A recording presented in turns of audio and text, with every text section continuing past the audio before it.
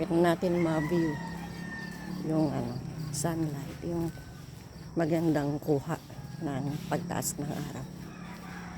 Kailangan lang, actually nasa kabilang barangay na ako. Kailangan i-improve. Kailangan i-improve yung building. Because hindi naman ako mataas ang cholesterol. Pero need ko daw magpapaawis para hindi ko na kailangan pang uminom ng gamot.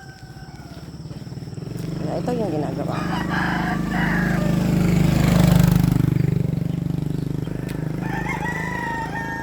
Diba?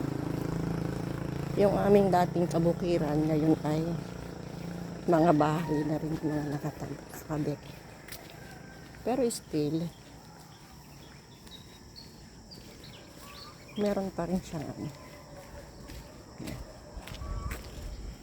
malapit na tayo. Yan yung araw. Yan. Maraming aso. Baka ako kagatin. Yan. Ito yung aming kapaligiran.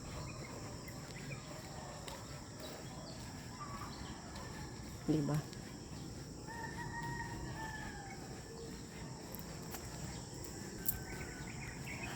Yan.